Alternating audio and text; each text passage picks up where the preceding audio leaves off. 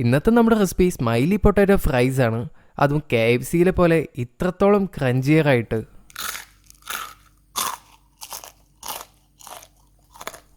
അതെ, ഇത്രയും നല്ല ക്രഞ്ചിയറായിട്ടുള്ള ഈ സ്മൈലി പൊട്ടാറ്റോ ഫ്രൈസ് നമുക്ക് വീട്ടിലുണ്ടാക്കുന്നത് എങ്ങനെയെന്ന് നമുക്ക് നോക്കാം.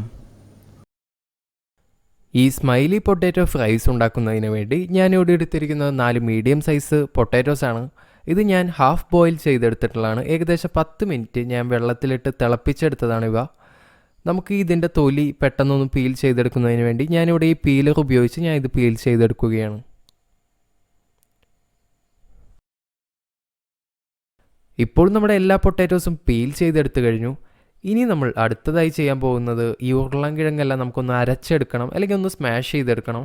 നമ്മുടെ വീട്ടിൽ വല്ല സ്മാഷർ ഉണ്ടെങ്കിൽ നമുക്ക് സ്മാഷ് ചെയ്തെടുക്കാം. ഞാനിവിടെ ഇതെല്ലാം അരച്ചിട്ടാണ് എടുക്കുന്നത്. നമുക്കിതൊന്ന് നല്ല രീതിയിലൊന്ന് മാവാക്കി എടുക്കേണ്ട ഒരു കാര്യമുണ്ട്. അതുകൊണ്ട് ഞാനിതെല്ലാം ഒന്ന് അരച്ചെടുക്കുകയാണ്.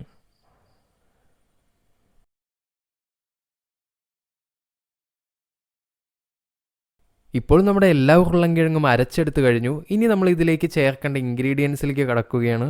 ഞാനിവിടെ ആദ്യമായി ചേർക്കുന്നത് ഒരു 1/2 ടേബിൾ സ്പൂൺ ഉപ്പുപൊടിയാണ്. ഇതിലേക്ക് ഇനി നമുക്ക് ചേർക്കേണ്ടത് മൈദയാണ്. ഞാനിവിടെ ആദ്യമായിട്ട് ഒരു 3 ടേബിൾ സ്പൂൺ മൈദയാണ് ഇതിലേക്ക് ചേർത്ത് കൊടുക്കുന്നത്. ഞാൻ ഇതിലേക്ക് 1/2 ടേബിൾ സ്പൂൺ ഉപ്പുപൊടിയാണ് ചേർത്തിരുന്നത്. ഉപ്പ് നിങ്ങളുടെ ടേസ്റ്റിനനുസരിച്ച് നിങ്ങൾക്ക് ചേർക്കാവുന്നതാണ്. നിങ്ങൾക്ക് മൈദ ഇപ്പോൾ ഞാൻ ഇതിലേക്ക് ആദ്യം 3 ടേബിൾ സ്പൂണാണ് ചേർക്കുന്നത്. നമുക്ക് ഇതിലേക്ക് മൈദ കുറച്ചുകൂടി ചേർക്കേണ്ട വരും. കാരണം നമ്മൾ കുഴച്ചെടുക്കുമ്പോൾ നമ്മുടെ കൈകളിലൊക്കെ ഈ മാവ് ഒട്ടിപ്പിടിച്ചിരിക്കും. അപ്പോൾ നമുക്ക് ഇതിലേക്ക് കുറച്ചുകൂടി ചേർക്കേണ്ട വരും. ഇപ്പോൾ നമുക്ക് ഈ മാവ് നന്നായി ഒന്ന് കുഴച്ചെടുക്കാം. ഇപ്പോൾ ഈ സ്മൈലി പൊട്ടാറ്റോ ഫ്രൈസ് ഉണ്ടാക്കുന്നതിൻ്റെ ഈ ഉരുളൻകിഴങ്ങിൻ്റെ മിക്സ്ചർ ഞാൻ നന്നായി ഒന്ന് കുഴച്ചെടുത്ത് കഴിഞ്ഞു. ഇനി നമുക്ക് ഇതൊന്ന് ഫ്രീസറിലേക്ക് ഏകദേശം ഒരു 20 മിനിറ്റ് നമുക്ക് മാറ്റി വയ്ക്കാം. അത് കഴിഞ്ഞിട്ട് നമുക്ക് ഇത് പരത്തിയെടുത്തിട്ട് വേണം നമുക്ക് ഈ സ്മൈലി പൊട്ടാറ്റോ ഫ്രൈസ് ഉണ്ടാക്കിയെടുക്കുവാൻ. ഇപ്പോൾ നമ്മുടെ ഈ സ്മൈലി പൊട്ടാറ്റോ ഫ്രൈസിൻ്റെ ഈ പൊട്ടാറ്റോ മിക്സ്ചർ ഞാനിപ്പോൾ ഫ്രീസറിൽ നിന്ന് എടുത്തു കഴിഞ്ഞു. ഇത് നമുക്കിനി പരത്തിയെടുക്കേണ്ടതുകൊണ്ട് ഞാനിവിടെ ഉപയോഗിക്കുന്നത് ചപ്പാത്തി കോലാണ്. സാധാരണ നമ്മുടെ ചപ്പാത്തി കോലാണ്. ഇതിൽ നമുക്ക് കുറച്ച് വെളിച്ചെണ്ണയോ അല്ലെങ്കിൽ കുറച്ച് ബട്ടറോ തേച്ചിട്ട് ഇത് പരത്തിയെടുക്കാം.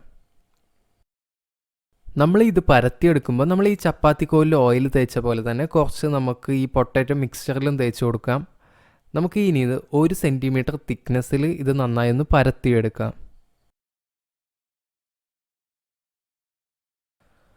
അങ്ങനെ ഈ ഉരുളൻകിഴങ്ങിൻ്റെ മാവ് ഇപ്പോൾ പരത്തിയെടുത്ത് കഴിഞ്ഞു. ഇനി നമുക്ക് ഇത് കട്ട് ചെയ്തെടുക്കുന്നതിലേക്ക് കടക്കാം. ഞാനിവിടെ എടുത്തിരിക്കുന്നത് വൈൻ ഗ്ലാസ് ആണ്. ഈ വൈൻ ഗ്ലാസ് ഞാൻ മൈദയിൽ മുക്കിയിട്ടാണ് എടുത്തിരിക്കുന്നത്.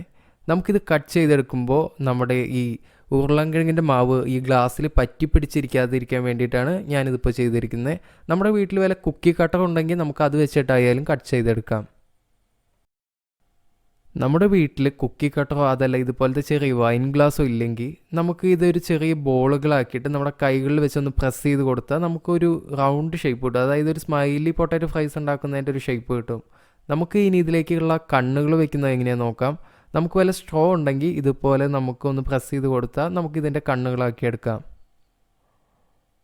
ഇപ്പോൾ നമ്മുടെ സ്മൈലി പൊട്ടാറ്റോ ഫ്രൈസിൻ്റെ കണ്ണുകളായിട്ടുണ്ട്. നമുക്ക് ഇനി ഇതിൻ്റെ വായ ഉണ്ടാക്കുന്നത് എങ്ങനെയെന്ന് നോക്കാം. അതിനുവേണ്ടി ഞാനിവിടെ എടുത്തിരിക്കുന്നത് സാധാരണ ഒരു സ്പൂണിൻ്റെ പിൻവശം ഉപയോഗിച്ച് ഇതുപോലെ ഒന്ന് ചെറുതായി ഒന്ന് പ്രസ് ചെയ്ത് കൊടുത്താൽ നമുക്കിതിൻ്റെ വായ കൂടിയാവും. അങ്ങനെ ഇപ്പോൾ നമ്മുടെ സ്മൈലി പൊട്ടാറ്റോ ഫ്രൈസ് റെഡി ആയിട്ടുണ്ട്. നമുക്ക് ഇനി ഇത് വറുക്കുന്നതിലേക്ക് കടക്കാം. ഇപ്പോൾ ഞാനിവിടെ എടുത്തിരിക്കുന്ന ഈ വെളിച്ചെണ്ണ നന്നായി തിളച്ച് വന്നിട്ടുണ്ട്. ഇനി നമുക്ക് ഇതിലേക്ക് ഈ സ്മൈലി പൊട്ടാറ്റോ ഫ്രൈസ് ഓരോന്നോരോന്നായിട്ട് ചേർത്ത് കൊടുക്കാം. നമ്മൾ എന്ത് വറുക്കുമ്പോഴും പ്രത്യേകം ശ്രദ്ധിക്കേണ്ട ഒരു കാര്യം, നമ്മൾ ഫ്ലെയിമിൽ ഓയിലിട്ടിട്ട് വേണം വറുത്തെടുക്കാൻ. എങ്കിൽ മാത്രമേ നമുക്കൊരു പെർഫെക്റ്റ് ഫ്രൈ കിട്ടുള്ളൂ. ഇപ്പോൾ നമ്മുടെ സ്മൈലി പൊട്ടാറ്റോ ഫ്രൈസൊക്കെ ഏകദേശം ഒരു ചെറിയൊരു ലൈറ്റ് കളറായി വന്നിട്ടുണ്ട്. നമുക്കിതിൻ്റെ എല്ലാ ഭാഗവും ഒരേപോലെ മൊരിഞ്ഞു വരുന്നതിന് വേണ്ടി ഒന്ന് ചെറുതായി ഒന്ന് മിക്സ് ചെയ്ത് കൊടുക്കാം. അങ്ങനെ നമ്മുടെ സ്മൈലി പൊട്ടാറ്റോ ഫ്രൈസ് ഇപ്പോൾ നന്നായി റെഡിയായി വന്നിട്ടുണ്ട്. നല്ലൊരു ഗോൾഡൻ കളറായിട്ടുണ്ട്. നമുക്ക് ഇനി ഇത് കോരിയെടുക്കാം. നമുക്ക് ഇതിലത്തെ എല്ലാ വെളിച്ചെണ്ണയും വാർന്നതിന് ശേഷം മാത്രം നമുക്കിത് ഇനി സെർവിങ് പ്ലേറ്റിലേക്ക് മാറ്റാം.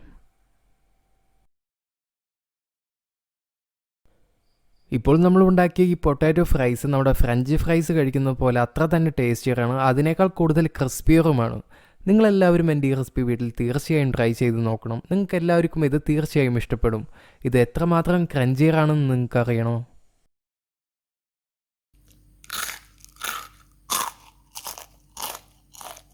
നിങ്ങൾക്ക് എൻ്റെ ഈ റെസിപ്പി ഇഷ്ടപ്പെട്ടിട്ടുണ്ടെങ്കിൽ ലൈക്ക് ചെയ്യുക.